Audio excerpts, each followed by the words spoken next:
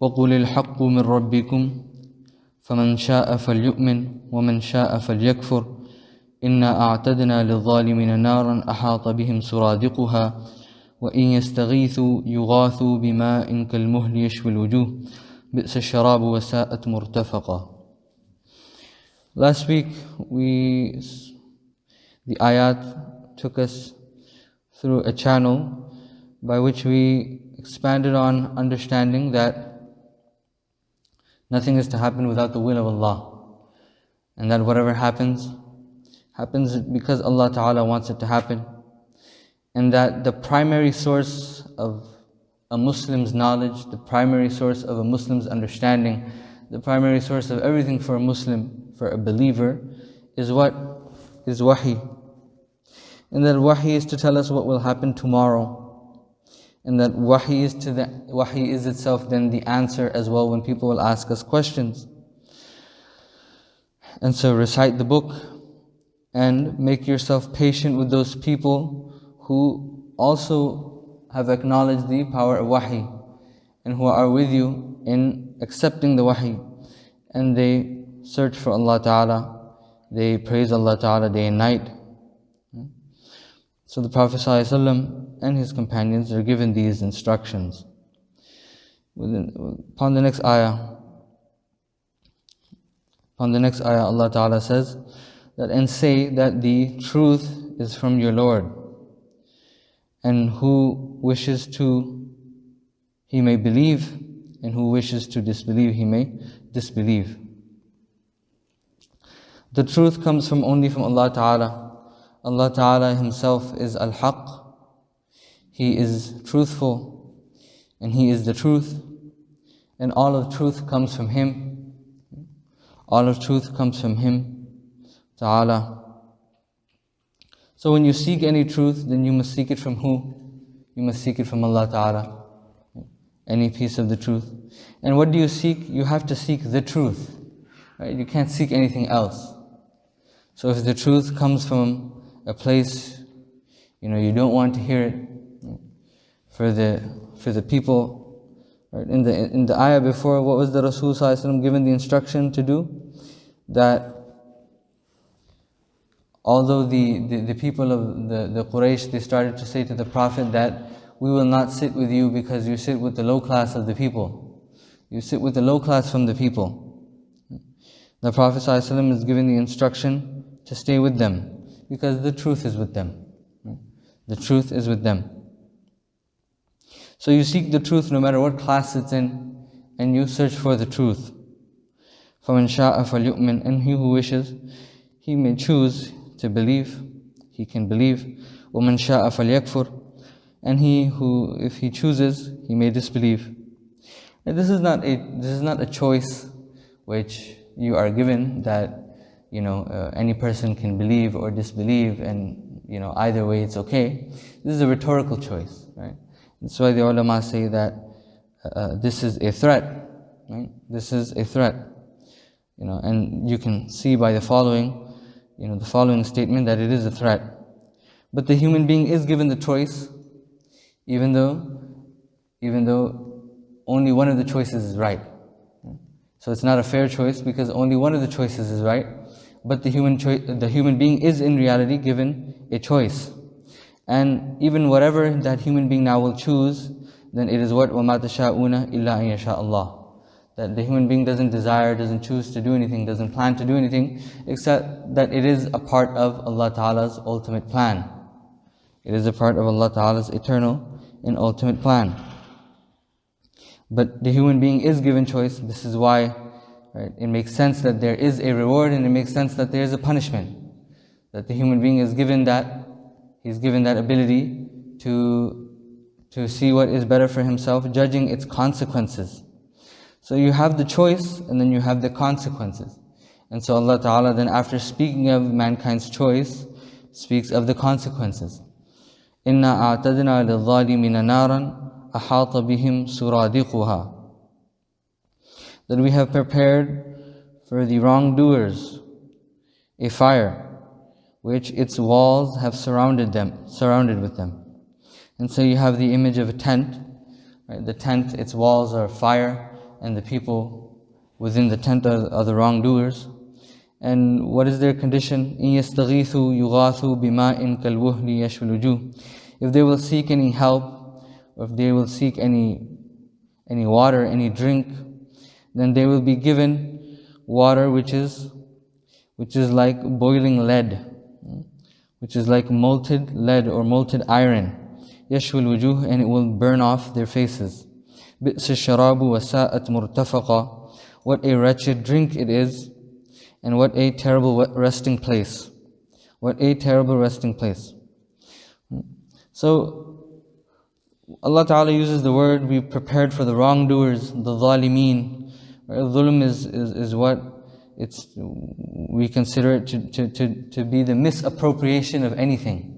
Right? To misappropriate anything, right? Then it's considered dhulm. Right? There's a balance, there's a scale for everything. You have scales which weigh objects, right?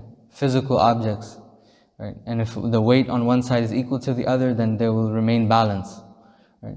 You have scales in other matters as well, which don't necessarily weigh physical objects, but you'll use those scales to weigh out your morals, your values. You'll use that mental scale to weigh out anything. And so a scale is what? To measure the difference, between any increase or between any decrease, between any increase and any decrease. So the human being is given this scale, this mizan throughout his life, right? And he uses that mizan which is weighed by his heart, his ruh, and his aql. Right? The body of that scale is what? It's the ruh, the aql, the mind, the soul, and the heart. And if he keeps balance, what? If he keeps balance, then he will not break the balance within himself and within the world around him. Otherwise, what will he do? He will misappropriate things. And that is the one who rejects the haqq. Starting from what? Who rejects the truth. When you misappropriate the haqq, the truth, which is being given to you, then you're from who? You're from the wrongdoers, you're from the person who's breaking the balance. You're breaking the system. You're breaking the system. So that is the wrongdoer. He starts off from rejecting the haqq, rejecting the truth from Allah Ta'ala. And so Allah Ta'ala speaks of this consequence.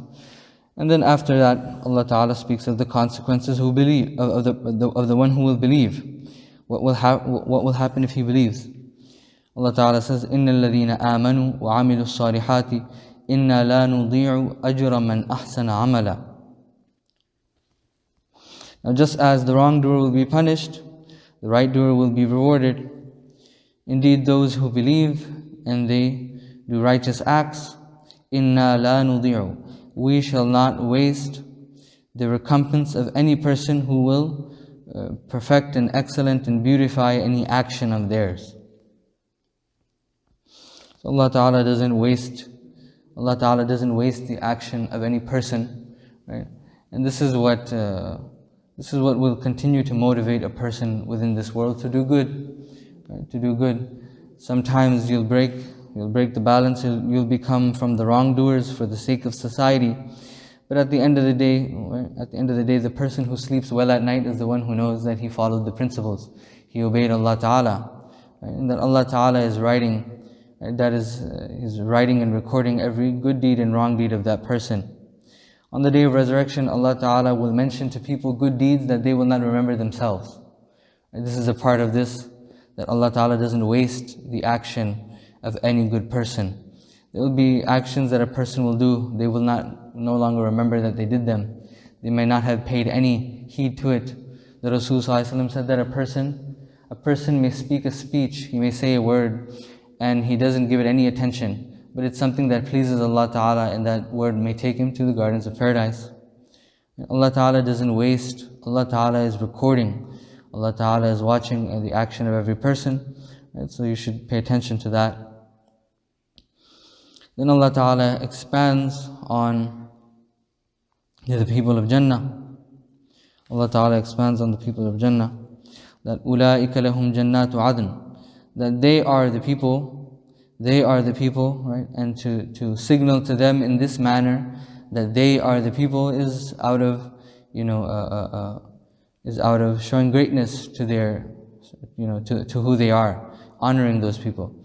Jannatu Adn, they are the people whom for them is the gardens of Adn, tajri min tahtihim al-anhar, under them which rivers flow. يحلون فيها من أساور من ذهب, they will be given to wear bangles. They will be given to wear bangles of gold. ويلبسون ثيابا خضرا, and they will wear green clothes from silk. وإستبرق, and brocade. متكئين فيها على الأرائك, they shall recline within it upon beds. نعم الثواب, what a great reward. وحسنت مرتفقا, and what a beautiful resting place. So Allah Ta'ala says for them is gardens of Adn. Adn means, linguistically, Adn would mean, a place where one will reside. And so it gives the meaning of khuld, which is a part of Jannah, which is an eternal residence, right? The people will live there forever. But it also refers to, and we gain this from the ahadith of Rasulullah ﷺ as well, and the way that it is spoken about in the Quran, that it refers to a specific and very honorable and high place within Jannah, a lofty and honorable place within Jannah.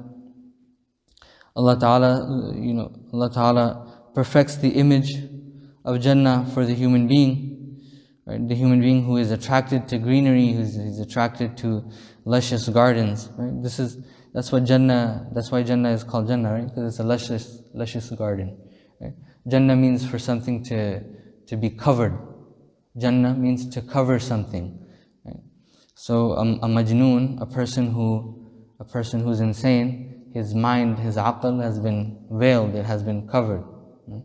And Jannah is that garden which its greenery is so luscious and so great that you can't see within it. It's so much greenery, so many trees that you can't see within it. It's covered, and you have to you enter that garden. Underneath which flow rivers. يحلون فيها من أساور من ذهب, the people will be given all these adornments within Jannah of clothing and of jewelry, and they will be given all these luxuries, and Allah Ta'ala perfects that image in front of the human being as a reason of encouragement, and what a great reward it is. Allah Ta'ala speaks of the consequence of the person who believes, and the consequence and the reward of the person who will disbelieve. And both aspects are there, right? Something to fear as well as something to hope in, right? And this is a great trait of our iman, that we recognize both. We recognize both. We recognize that which places fear in the heart, and we recognize that by which hope will enter the heart, and we keep a balance between them. We have to keep a balance between them, because if one is absolute and the other is lost, then that will slowly lead to kufr. Right? The iman has been explained to be of two wings. Right? When the ulama will speak of the iman of a person, they'll say that his iman is like a bird which has two wings. If both wings are not injured and both wings are there, then then and only then will the bird be able to take flight. The one wing is hope, the other wing is fear. The one wing is hope, and the other wing is fear. So every person should have a balance between this. Right? What happened to people of a certain community, right? The Christian community, what happened to them? They held on to a form of positivity, and they held on to a form of hope, which completely allowed for their